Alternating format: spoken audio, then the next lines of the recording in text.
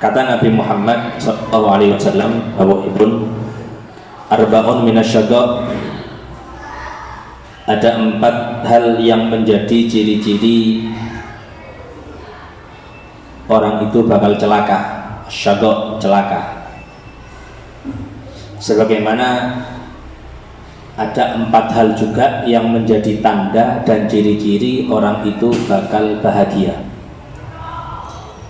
Syaqqa itu atau syaqawah itu identik dengan celaka, tapi bukan celaka di dunia, melainkan celaka ada di akhirat.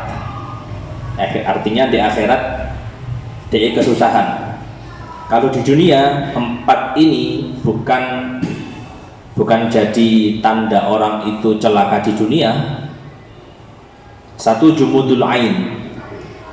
1 yaitu keringnya mata, gak tahu nangis. Mata yang gak pernah nangis itu adalah mata yang celaka.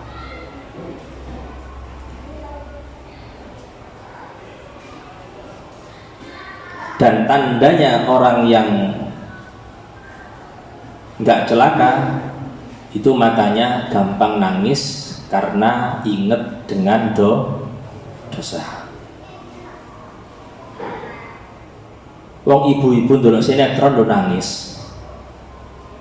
Lihat sinetron itu orang bisa nangis karena yang main perasaan. Wa subhanallah, Allah ciptakan mata atau air mata itu beda memang. Kalau di kitab dibilang tangisan bahagia itu air matanya dingin. Air matanya dingin. Jenengan lek nangis bunga, delok anak jenengan juara, delok anak hafal Quran, lihat istri apa ini bahagianya? Apa sih? Ngizinkan nikah mana itu? Apa lihat istri apa lagi bahagia? Dia apa gak paham bulan ini? Lihat istri, walhasil itu air matanya jenengan bunga itu cekelan merimati banyune lemet tuh ya, itu adem, air matanya dingin. Yo kaya es lah, dingin itu dingin biasa kayak banyu netes kan dulu Asep. Tapi air mata susah, air mata sedih, kehilangan orang yang dicintai, wayahe bayar cicilan gak ono sing dijagakno. Itu air matanya netes, cuman hangat. Makanya ulama menjadikan patokan kalau ada perawan, di mana perawannya ditawari nikah, kon gelem rabi, ambek sopo? Anggap iki calonnya Habib, calonnya. Nangis, perawannya gak jawab iya, gak jawab enggak, tapi nangis. Pegang aja.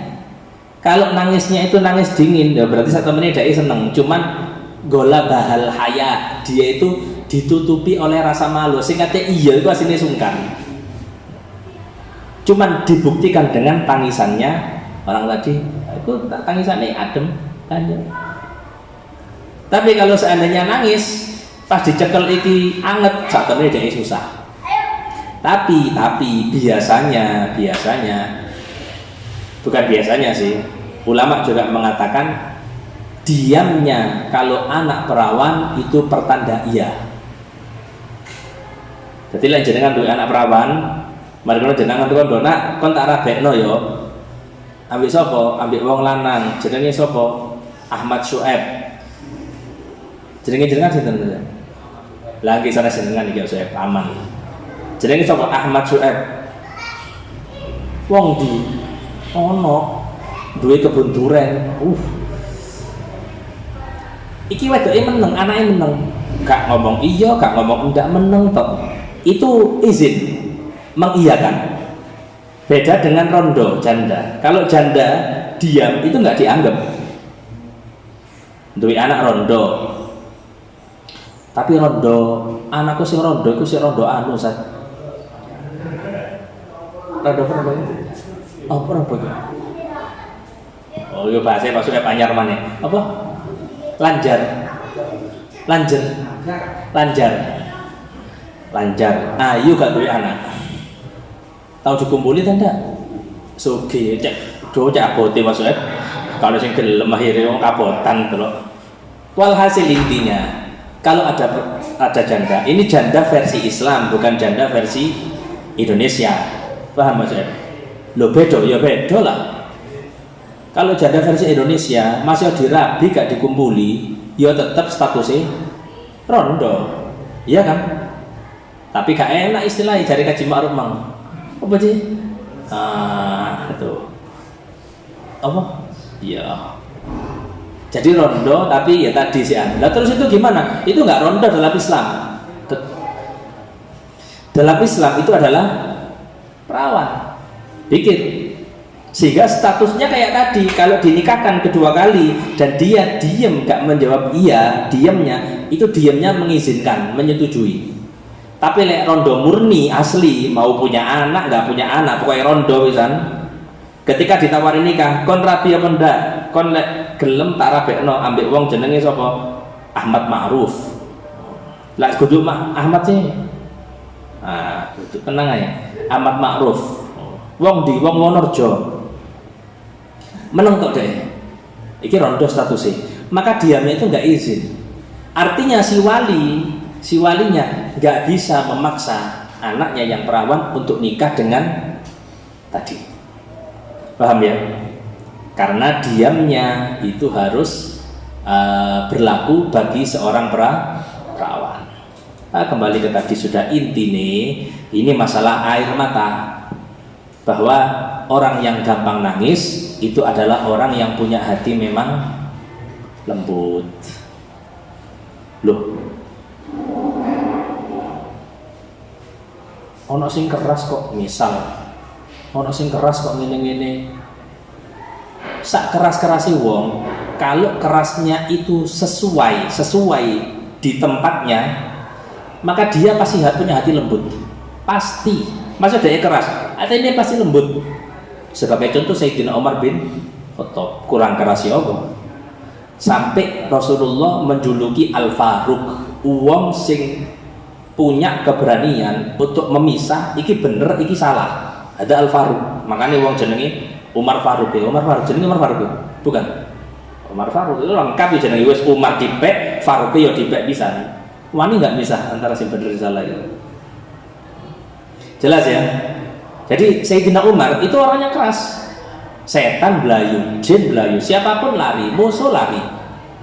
Orang hijrah rombongan sama Rasulullah disuruh engkau lek wayah hijrah berangkat semuanya ke Madinah khufyah, khufyah apa jenenge? Sembunyi berangkat bengi rombongan. Kenapa? Lek ijen dibunuh. Sayyidina Umar ndak. Awan-awan wayahe wong cara saiki nang pasar langsung diparani di ngarepe Ka'bah. Salat salam langsung bilang halumu ya ma'syarul Quraisy. Quraisy pengumuman ya. I'lamu anni muhajir. Aku iki wong sing bakal melok hijrah mbek Kanjeng Nabi Muhammad. Sing pingin bojone dadi rondo, ayo ketemu mbek aku ning buri. Sing pingin anake dadi yatim, ayo ning buri cekaten aku. Semuanya ditantang. Kenapa? Karena memang Sayyidina Umar punya komitmen. Kalau benar kenapa takut? Kalau benar kenapa takut? Itu komitmen yang keren untuk sekarang. Lek jenengan bisa, masuk dalam firman Gusti Allah, la yakhafuna fillah laumata laim. Gak wedi diilokno, dikomentari, dicaci maki, gak ngurus. Ketika firman itu Allah menyatakan itu tandanya orang-orang yang hebat. Salah satunya mereka selalu menampakkan keberanian, gak peduli dengan caci maki. Subhanallah. Lanjutan firman nih, dzalika fadlullah. Sifat yang kayak gitu, pemberani kayak gitu, itu adalah anugerah dari Allah. Gak semuanya gampang, gak semuanya bisa. Coro sekarang kalau di Indonesia ya ada orang seperti Habib Rizik dibutuhkan ada orang seperti Habib Rizik, ada orang seperti Habib Rizik dan dibutuhkan. Sahabat Kanjeng Nabi Khulafa Ar-Rasyidun yang 4 itu kan melengkapi. Makanya Sayyidina Abu Bakar ketika akan dilantik, Sayyidina Abu Bakar sudah bilang gak iso man, cara saiki omongan-omongan kasarnya, aku gak iso dadi pemimpin. Aku iki wong gak tegoan cara saiki. Aku gak tegoan, aku gak isoan gitu loh. Kalau Sayyidina Umar, Sayyidina Abu Bakar bilang, "Apa jadi pemimpin pantas, kon gendel, kon tegas, kon anu." Tapi ndak. Sayyidina Umar selalu bilang, "Mosok aku kate mendahului wong sing tahu berduaan ambek Kanjeng Nabi di gua Thur." Makanya ketika Sayyidina Umar ditanya, "Umar, awakmu ambek Abu Bakar iki ya apa sih kedudukannya?" Jawabannya Sayyidina Umar gampang. Islamku, kata Sayyidina Umar, semua yang aku lakukan mulai masuk Islam sampai nanti aku meninggal dunia, itu nggak akan bisa mengalahkan 3 malamnya Abu Bakar bersama Nabi Muhammad SAW. Itu istimewa itu. Orang yang hanya diajak untuk berduaan, hijrah bareng, diperhatikan Nabi Muhammad, itu jelas orang yang diperhatikan Nabi Gusti Allah Subhanahu Wa Taala. Ya. Tapi ya tadi ketika Sayyidina Abu Bakar dilantik, ternyata memang ya subhanallah, ini sifat-sifatnya kula jenengan pasti merasakan. Contoh, dalam satu organisasi lah, Mas Adi tadi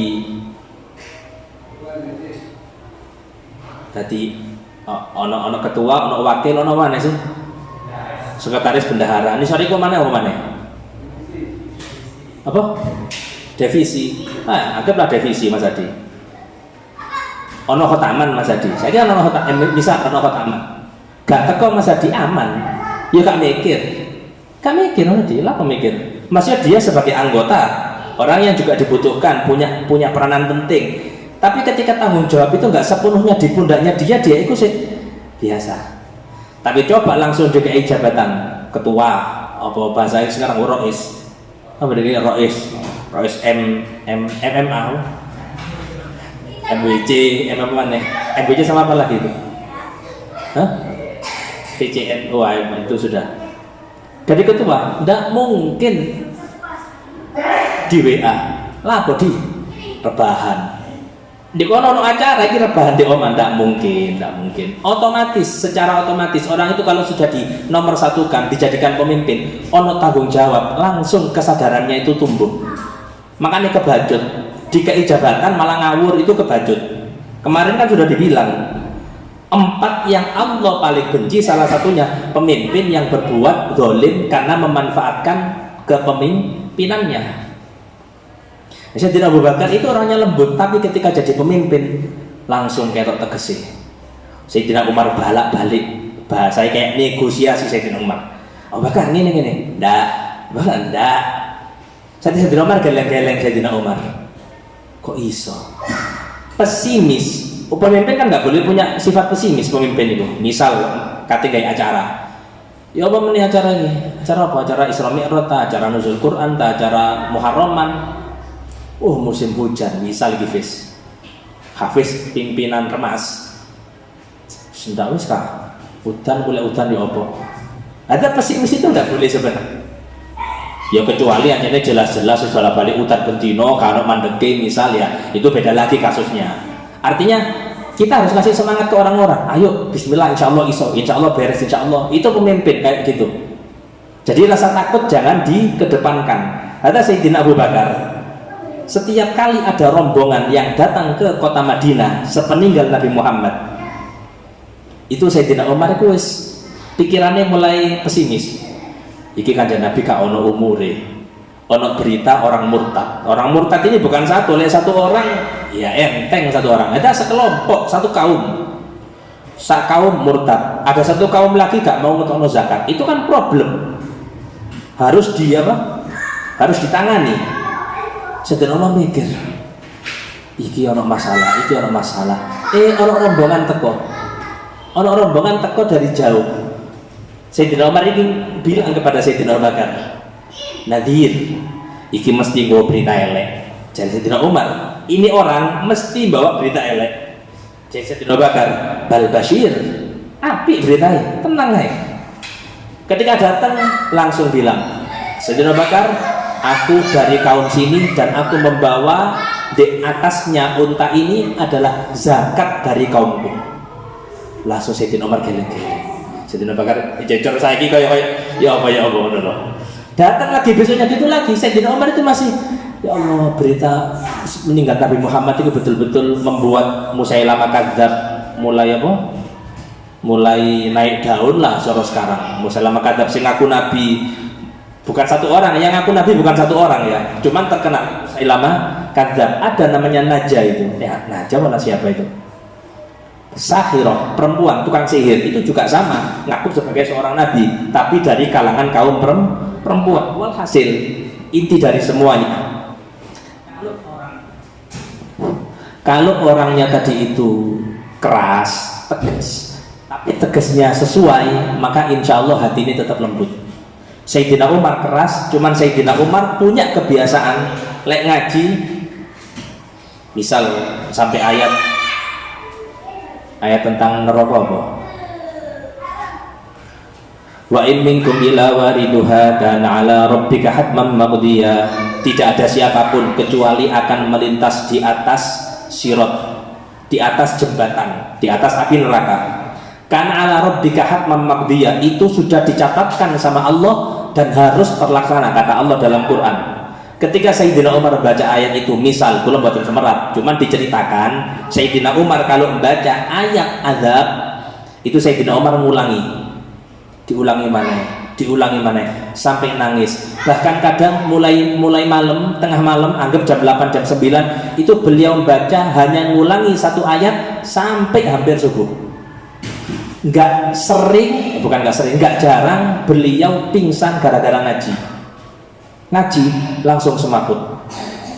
Insya Allah kalau jenengan mirip lah, masuk gak semaput turu ya kan, gurung mari wis ngantuk pisan, gurung mari padahal itu apa mana mereka ono khotaman besok khotaman di masjid, khotaman sini, khotaman apa namanya, bukan khotaman nuzul Quran ya, khotaman biasa. Jadi besok ya mungkin agak telat dikit 10 menitan dari biasanya karena harus khotaman dulu. Adalah jumudul ain. Jadi Sayyidina Umar keras tapi hatinya lembut. Coba jenengan pikir, kembalikan ke jenengan, kapan sih awak dewi nangis? Kan gitu. Kapan terakhir kita nangis? Aku terakhir nangis itu apa? Pas rabi. Ada nangis bahagia itu. Aku terakhir nangis itu pas apa? Pas bojoku ngelahirno. Enggak dilarang, kita nangis bahagia itu enggak dilarang. Tapi yang dimaksud nangis di sini itu nangis karena kita berbuat dosa. Nangis mikir siksa Gusti Allah, nangis ada. Sudah jarang kita nangis kayak gitu. Kecuali momennya mendukung. Jenengan ngerungokno ceramah, termasuk kalau jenengan puter ceramahnya dari mungkin Buya Yahya yang bercerita tentang Rasulullah,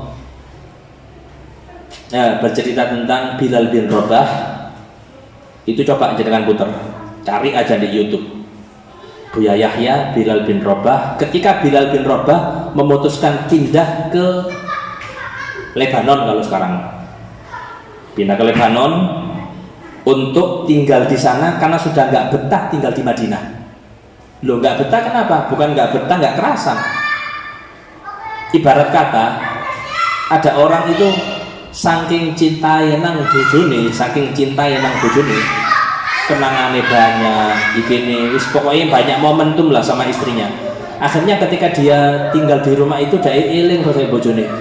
Si suami akhirnya memutuskan untuk menjual rumahnya dan milih pindah ke rumah yang satunya. Kenapa? Iku omah garakno aku eling ambil bojoku. Aku gak iso. Termasuk saya punya guru, gurunya Abi juga Quran. Yai Hamdan itu cerita, beliau nikah itu mungkin sama istrinya puluhan tahun sudah. Lah Yai Hamdan itu meninggal istrinya setelah ibadah haji, kalau tidak salah, setelah ibadah haji. Itu Yai Hamdan bilang, "Kalau mboten saged ngaos aku gak iso ngaji saiki." Tadi aku lagi di omah aku nangis tok. Isine lek di omah nangis tok. Padahal lek jenengan sowan, kalau jenengan sowan iki yang kulo rasakan, kita kalau sowan ke salah satu kiai itu kan punya karakter beda-beda kan gitu. Ono wong sing nyungkani nemen, maksudnya meneng gak akeh. gak banyak bicara, gak anu. Terus anggap kayak Abi itu kan sebagian orang nyungkani. Abi ku orangnya diem, gak suka ngobrol, gak suka anu, kecuali kalau jenengan apa ajai ngomong kan gitu. Jarang Abi ngajai ngomong dulu. Mesti Abi lebih pilih untuk diem. Kalau ya Isa dijai ngomong terus nanti, kadang dijai guyon juga. Yai Hamdan itu, luwe mana? Lebih dan ceritanya banyak. Kayak pengalaman itu kayak Ustaz Abdul Somad lah kalau jenengan lihat apa ceramahnya. Ustaz Abdul Somad itu kan dalam banyak ceramah itu berkisah tentang kisah hidupnya diceritakan, iya kan? Sama Yai Hamdan kayak gitu. Yai Hamdan itu cerita, aku itu konco, aku iki anu. Sampai mesti sak guru minta doa terakhir. Nggih ngapunten nggih, nggih ngeten iki kula. Gak pantas jeluk kiai ngomong aja penggaweane. Padahal kita diajak ngomong kayak gitu tuh seneng kita, gitu loh. Terus kalau kita minta doa, yai, donga Fatihah, wis. Subhanallah, pas donga langsung nangis. Aku sampai kadang mikir, padahal sik tas guyu-guyu ambek aku sik tas iki. Langsung dijalui donga Al-Fatihah ila. Iku nangis wis muga-muga dadi ahli Quran, muga-muga kalau bahasa Indonesianya, muga-muga termasuk wong sing cinta dengan Quran, wong sing hafal Quran, iso ngamalno ilmu Quran, iso. Iku ambek nangis-nangis di Hamdan itu. Si kula pengen cerita apa tadi terkait Hamdan tadi itu? Tadi Hamdan itu ditinggal istrinya, nangis toh, nggak bisa kalau bahasa arek enok kok gak bisa move on lah. Akhirnya beliau nikah lagi. Nah, ketika beliau nikah lagi, beliau bilang, aku sak gurungi rabi maneh. Aku luwih sering di luar rumah, di depan rumah, ada area pondok, di musola, di ngarepe kamar. Aku jarang mlebu omah. Soalnya nek mlebu omah nangis, eling bojone. Lah, ketika aku nikah lagi, alhamdulillah aku akhiri kudu gak eling, tapi nangisnya hilang, aku iso deres. Jadi kudu gak kayak pikiran kita ngono lho, paham gak? Lewat dhewe kadang ya maksudnya beli rabi mana lah seneng apa soalnya kosok anyar terus pikirannya pokoknya senang tok wis. Enggak, yang dipikirkan Yai Hamdan itu aku lek gak rabi mana aku gak iso ngaji itu loh. Masalahnya aku nangis tok di omah gak iso. Sinta pikir no bayang no Yai Hamdan itu dengan beliau gerapiae ceritone suka apa namanya menghibur orang, artinya punya sifat apa sisi yang tersembunyi itu beliau nangis, beliau kayak menurut kita kayak gak nyambung gitu loh. Jadi kan delok Pak Sueb lah misal, jadi kan gak yakin Pak Sueb bikin nangisan misal, ya kan garone Pak Sueb sandali hilang nangis ternyata misal Pak Sueb kan jadi kan bingung, gledek ternyata iya Pak Sueb. Aduh, aku kita akan Pak Sueb. Ada jumudul ain, jadi mata yang kering. Jadi kalau bisa kulon jenengan harus latihan nangis. Mau terapi Ustaz? Ya bukan terapi sih, gak harus jenengan motong apa bawang merah ya enggak. Ya harus dipaksa nangis lah. Tadi coba dengar kisahnya Bilal bin Rabah yang memilih untuk keluar dari Madinah karena di Madinah mengingatkan apa? Kenangan ambil kajian Nabi Muhammad Shallallahu Alaihi Wasallam. Tapi nek jenengan ngrungokno buka WA beda mana lo ya. Ngrungokno mbok WA. Ambil balesi, ambil scroll. Itu masih diputar ping 50 gak nangis. Temen yo, asli, nggak mungkin. Fokus baru nangis. Itulah kenapa perempuan gampang nangis delok sinetron. Jenengan kan gak mungkin fokus aja dengan ono anu delok mana HP. Bareng bojone nangis bingung. Lah apa nangis, Dik? Karena beda situ ndelok gak ati, ya situ ndelok gak niat kok. Nah, kita sama, kalau kita lihatnya pakai hati, dengarnya pakai hati, insya Allah tersentuh. Paling tidak kalau kita belum nangis, kita bisa tahu ternyata kita punya ada masalah di hati kita tadi. Jumudul ain. Yang kedua, qaswatul qalb. Ini pasangan ini. Hati yang keras, qaswatul qalb kan hati yang keras. Hati yang keras itu berimbas pada mata mengering, mata yang gak bisa nangis. Itu hati yang keras. Kata ulama atau kata Nabi Muhammad SAW,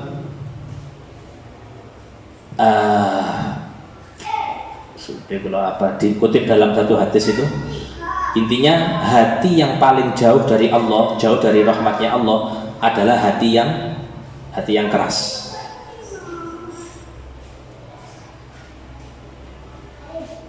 Ciri-ciri yang paling gampang hati keras kan gak gampang atau gak bisa menerima nasihat. Itu ciri-cirinya. Ngaji, dia ngaji mungkin, tapi gak bisa menerima nasihat. Ada, harus hati-hati. Yang ketiga al-hiris, rakus. Itu pertanda orang bakal celaka di akhirat. Sudah matanya kering, hatinya keras, sifatnya rakus, watulul amal, panjang angan-angan, atau punya cita-cita terlalu jauh. Maksudnya cita-cita yang terlalu panjang, terlalu lama, dia nggak sampai mikir mati. Karena yang dia bayangkan, aku umur 50 duwe iki, aku 55 garap iki, aku umur 20 kudu ngene, aku umur, nggak ada untuk bangun proyek akhirat, itu nggak ada. Ada termasuk di antara tanda seseorang bakal celaka.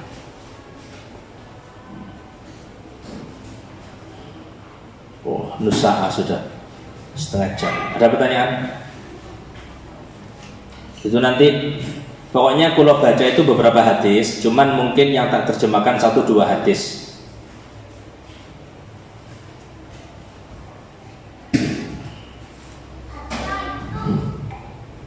Arba'un la yusibna illa bi'ajab.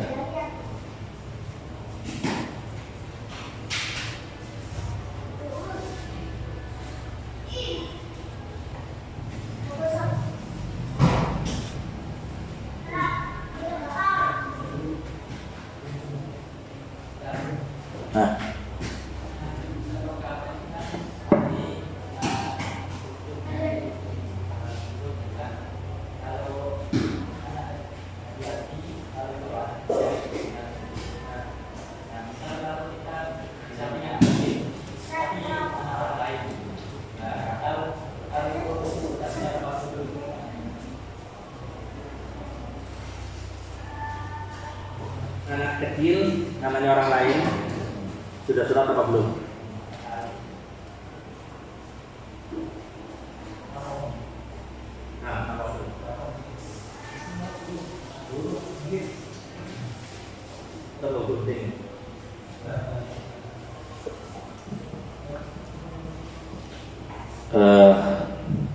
Jadi anak kecil itu harus sunat. Kalau laki ya, kalau perempuan ini bukan masalah harus sunatnya, wajib sunatnya. Laki perempuan sama-sama punya kewajiban khitan ya. Loh, khitannya perempuan gimana? Ya dipotong. Cuman kulo nggak tahu sendiri caranya gimana, karena saya punya anak perempuan 2 itu memang khitan, cuman khitannya tak kasihkan ke yang ahli, karena saya nggak tahu sendiri. Itu sambil bawa bunga. Gawa kembang-kembang kayak kembang-kembang nang kuburan. Mari mono gawa opoan itu. Istri yang mengkhitankan waktu itu. Saya sendiri saya nggak tahu. Tapi memang dalam fikih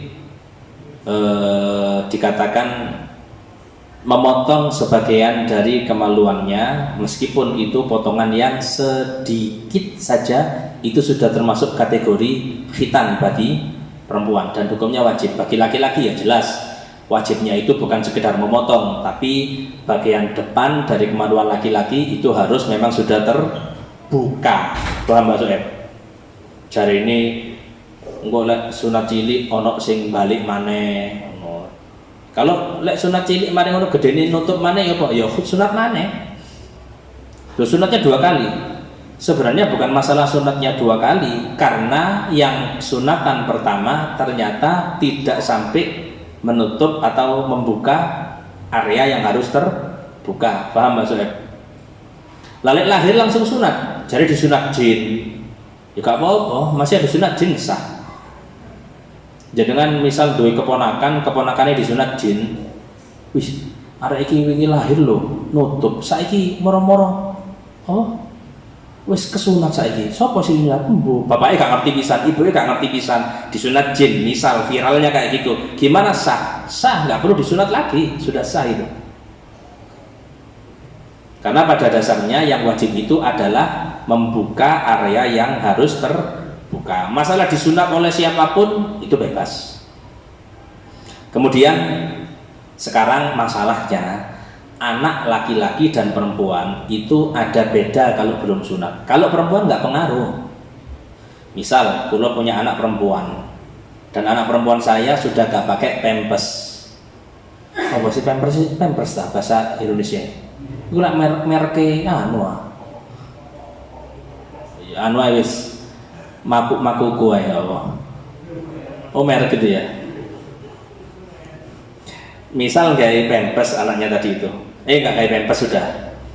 Mari dulu ketika saya sholat, ini anak kan tak cawii ketika apa? Ketika kencing. Aku tahiyat, dia pangku nang aku. Lah sholat saya batal enggak batal. Loh, kan anak perempuan. Misal anak perempuan belum khitan, nggak jadi masalah juga, nggak batal. Loh, kenapa kalau anak laki-laki kok batal kalau belum khitan? Karena anak laki-laki itu di kemaluan depannya itu kulfah, bahasa Indonesia yang bukan sembarang pulau. Kulub ya.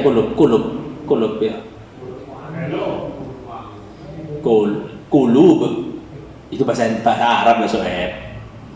Intinya yang menutup area depan kemaluan laki-laki itu kan nggak terbuka, sehingga otomatis ketika anak tadi kencing dia nggak bersih itu menyisakan sisa di penutup dari area depan kemaluan tadi.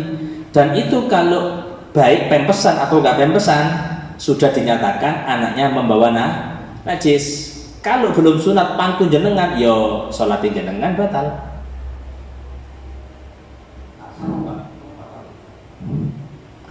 Lek batal itu sah benda.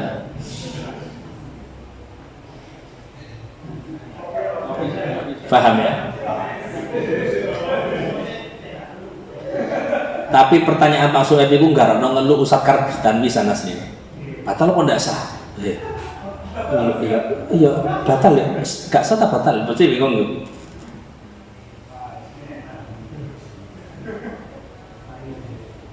Faham ya? Jadi batal. Kalau batal berarti enggak sah. Paham maksudnya? Berarti bedanya batal dan beda sah. Aslinya podo. Cuman letak bedanya. Dikatakan batal, berjalannya awal itu sah. Awalnya sah, rakaat pertama, rakaat kedua, mau ngentut, berarti sholat tiba, datang. Tapi nek sholat gak duwe wudu, toko awal itu kudu batal sholatnya, tapi ndak sah. Kenapa? Karena dari awal sudah tidak memenuhi syarat. Itu secara makna ya bedanya batal sama nggak sah di situ. Batal itu masuk kategori tidak sah, tapi tidak sah itu nggak bisa dikatakan batal secara keseluruhan.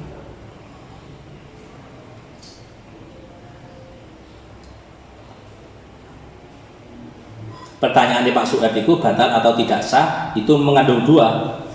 Satu, ingin tahu di antara keduanya karena memang ada yang membingungkan. Dua, asal jeplak sih. Tapi aku lebih tahu sih kedua bahasa kan memang ini.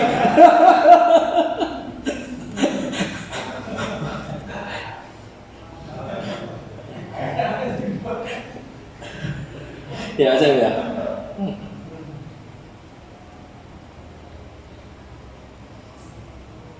Ada lagi paham.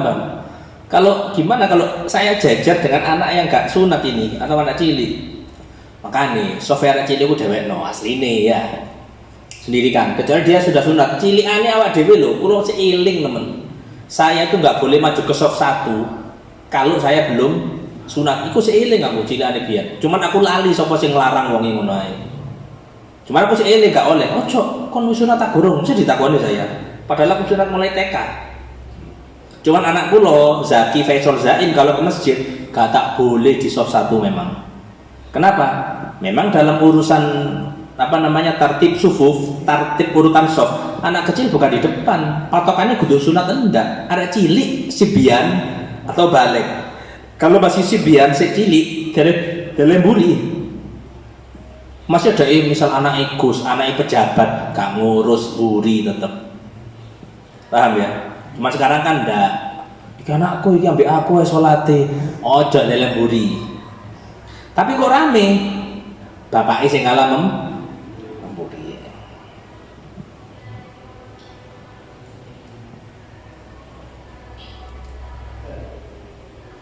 Apa?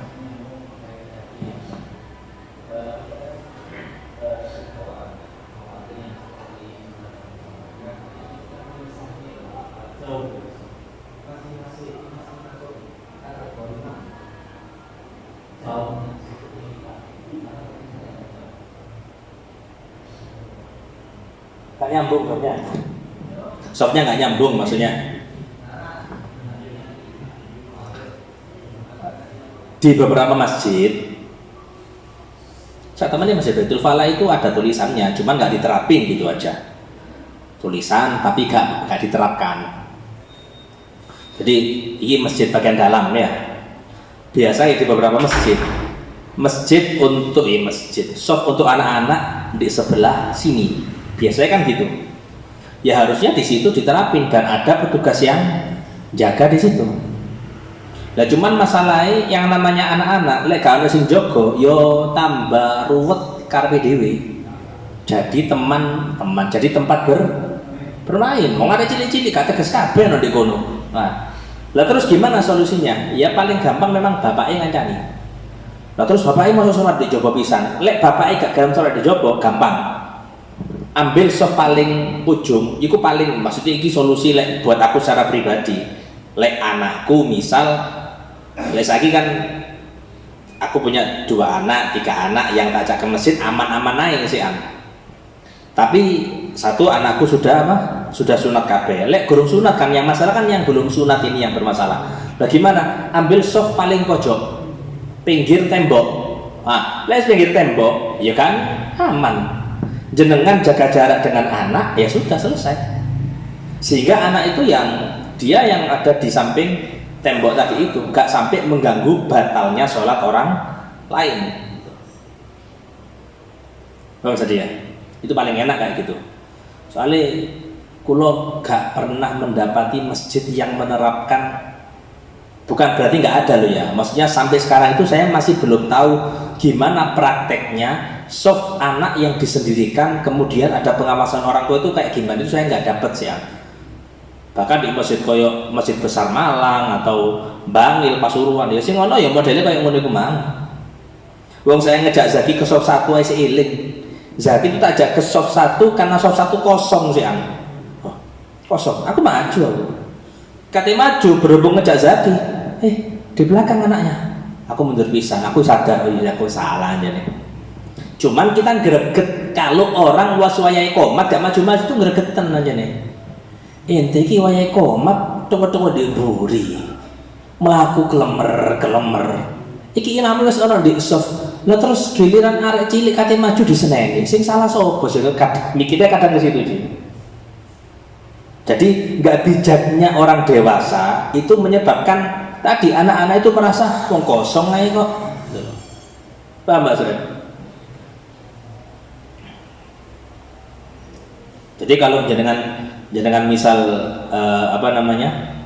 ke masjid, satu yang pastikan anak jenengan aman. Kulo kalau bawa anak 3, Zaki Faisal Zaim, terawih kan jenengan tahu kalau terawih. Zaim kan pesan. Sebenarnya Zaim itu wis sunat kabeh, aman kabeh. Cuman Zaim itu selalu pipisan gitu loh. Wong Jumatan aku tahu batalno salat kok.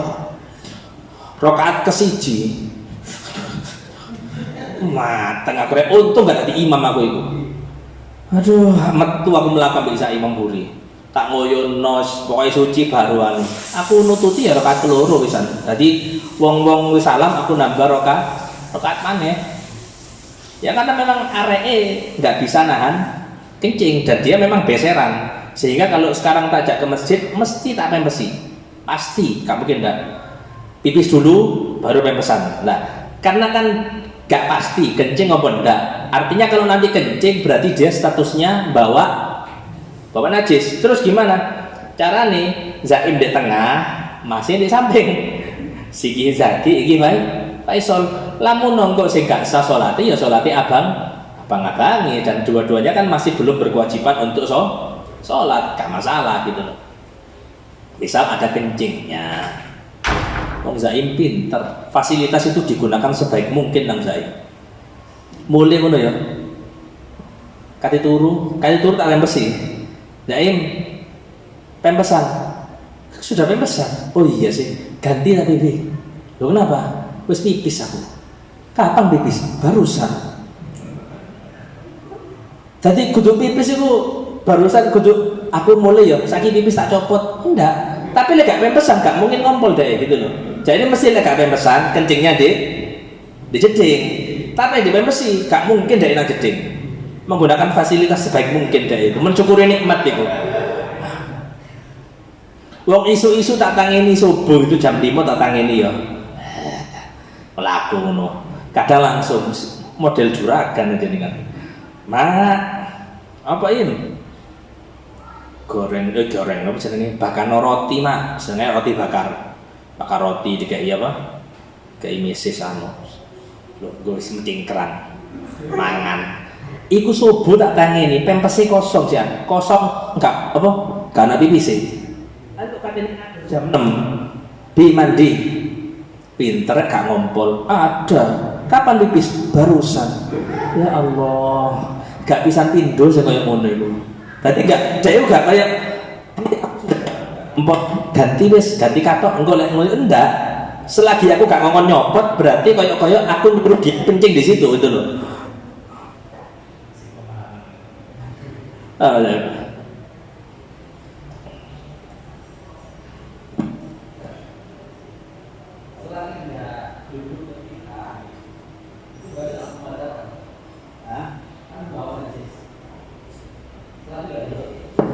Nempel aja. Jangan nempel. Jangan nempel. Kalau gak batal. Makanya jaga jarak. Sama ini lah. Setelan kelambi batal.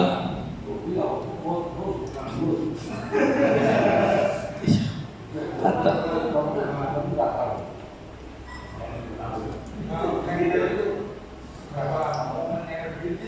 Nah, kalau nempel tapi langsung dia namanya ditarik, nggak masalah. Memang saya juga cilik ngono kendalanya.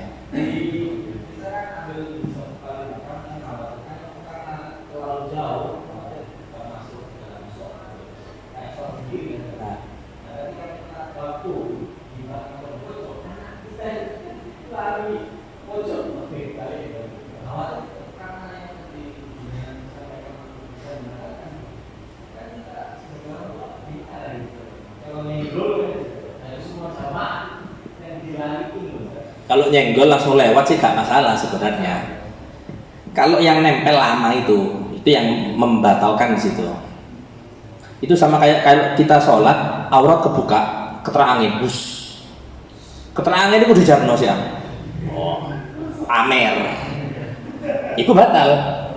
Tapi kalau kena angin langsung tutupi, nah, itu gak batal.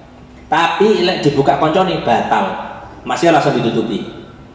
Enak-enak sholat, hafiz dibuka ambil nanda, atraksi dari nanda batal. Masih hafiz langsung nutup model lopon jejak nanda pun batal itu sudah. Kenapa? Karena ada unsur kesengajaan dari orang, itu bedanya.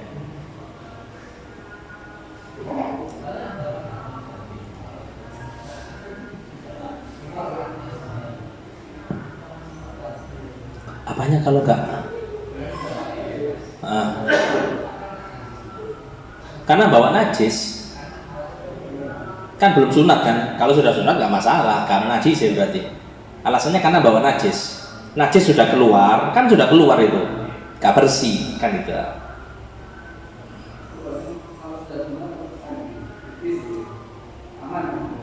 Kalau sudah sunat, pempesan nggak masalah. Anakku kan sudah sunat semua, cuman karena si Zaid iki ngompolan, nah dia kan tak pempesi. Nah, ketika dia kencing di pempes itu masalah berarti. Statusnya kayak belum sunat statusnya Zaim. Karena bawa najis di pempesnya gitu loh. Paham ya?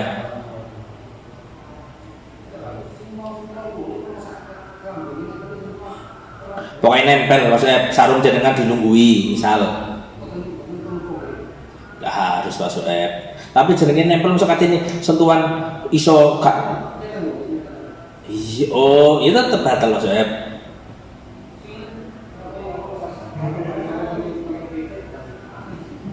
Beda antara badan dengan tempat sholat itu beda. Lek anake jenengan turu, jenengan bebeni sajadah, jenengan sholat di dukure, gak apa-apa Pak Soeb. Tapi mati anake ditindiki. Tapi gak batal sholatnya jenengan, aman. Iya pasti. Aku lu pakai kodok ya Bu. Zaman Zaki tuh, waduh, Zaki tuh kacau Zaki tuh. Rusak kodok enteng pokoknya sedino diulang tambah siji satu saya kali sholat tambah satu. Hah? Batal.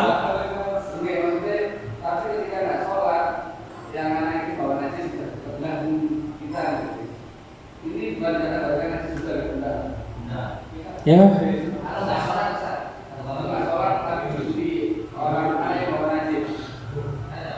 Oh ya udah aman. Gua gak tembus aman. Memang masalah anak kecil itu. Tapi Kanjeng Nabi itu kan bayinya Sayyidina Hasan Husain, Rasulullah dia apa? Dinaiki. Itu kan enggak dalam posisi najis. Rasulullah enggak, Sayyidina Hasan Husain enggak dalam posisi ngompol kalau bahasa sekarang. Tapi Rasulullah pernah, cara bahasa sekarang itu kayak diompoli pernah sama Sayyidina Hasan atau Sayyidina Husain. Terus diangkat sama Anas bin Malik. Walai kencing, loh, cara saiki loh, diangkat. Ketika diangkat, kata Nabi Muhammad, ojo diangkat, jarno.